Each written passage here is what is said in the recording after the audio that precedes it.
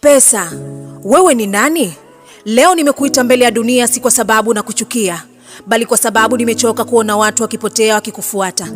Pesa, niambie, ni lini ulianza kuwa na nguvu kuliko damu?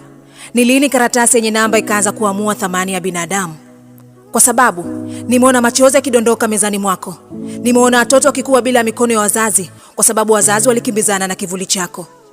Nimeona ndugu wakigombana juu ya urithi, wakisahau kuwa kabla ya kugawana mali walipaswa kugawana upendo. Pesa, umeingia kwenye mifuko yetu, lakini mbaya zaidi, umeingia kwenye mioyo yetu. Umefanya maskini ajione hana thamani na tajiri ajione anaweza kununua kila kitu. Pesa, kwa ajili yako wengine wameiba bila kuogopa, wameua bila kutetemeka, wameuza utu wao kwa bei ambayo kesho haitawakumbuka. Lakini niambie pesa, kwa nini watu wanakukimbiza mpaka wanakosa muda wa kuishi?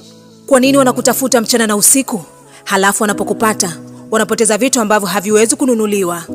Maana kuna watu wana akaunti kubwa benki, lakini mioyo yao imefilisika. Kuna watu wananunua kila kitu isipokuwa furaha. Pesa, sikulaumu kwa uwepo wako, na kulaumu kwa siku tuliyokupa nafasi ya kututawala. Kwa sababu wewe ulipaswa kuwa mtumishi wetu, lakini leo umevaa taji na sisi tumekuwa watumwa wako. Na dunia ikumbuke, siku tutakapoondoka hapa, hatutazikwa na salio letu.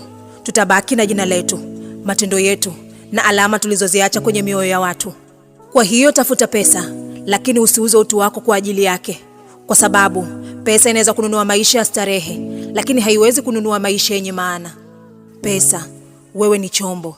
Tatizo lilianza pale mwanadamu alipokufanya kuwa Mungu. Naitwa Raifa Abdallah.